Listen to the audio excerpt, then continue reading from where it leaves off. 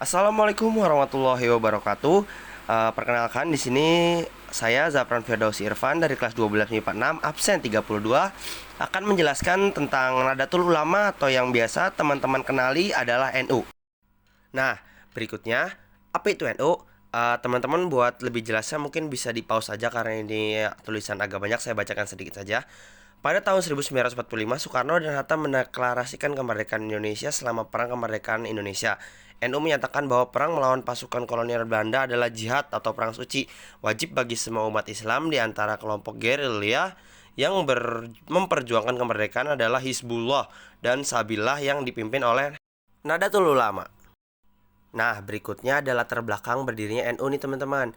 NU berdiri atas dasar pemahaman agama yang lebih tradisional, menekankan pada pengalaman ajaran Islam yang berakar pada tradisi lokal dan budaya Jawa.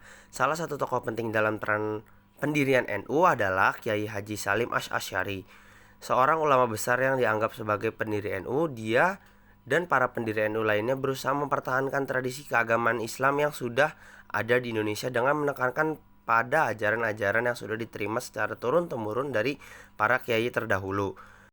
NU didirikan dengan beberapa tujuan nih teman-teman. Buat lebih jelasnya bisa teman-teman pause aja videonya dan bisa baca satu-satu.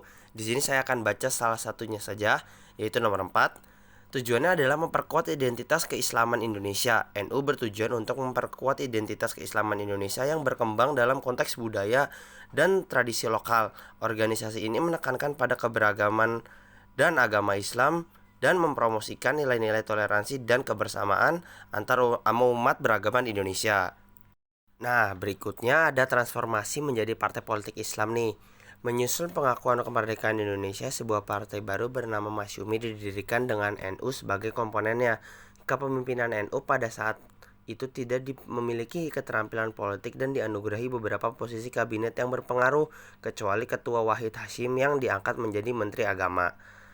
Akhirnya ditekan untuk berpartisipasi dan dianugerahi portofolio urusan dalam negeri. Lalu, di luar politik, pada tahun 1984 pemerintah Orde Baru mengumumkan bahwa semua organisasi harus menerima ideologi negara Pancasila sebagai dasar mereka. Sekali lagi, NU akomodatif dengan Gus Dur menyebut Pancasila sebagai kompromi mulia bagi umat Islam. Gus Dur juga menimbulkan ketidaksetujuan rezim dengan mengadakan rapat umum di Stadion Jakarta 3 bulan sebelum pemilihan legislatif. Nah teman-teman, yang terakhir ada ajaran. Nahdlatul Ulama menganut fikroh asyullah wa jamaah, yaitu sebuah pola pikir yang mengambil jalan tengah dengan nas Al-Quran dan hadis dengan akal, jimak dan kias. Oleh sebab itu, sumber hukum Islam bagi warga NU tidak hanya Al-Quran maupun sunnah, tetapi juga menggunakan kemampuan akal ditambah dengan realitas empiris.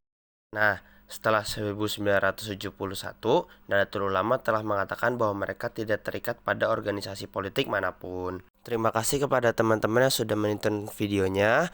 Mungkin barangkali pergantian slide-nya terlalu cepat, bisa teman-teman pause dulu.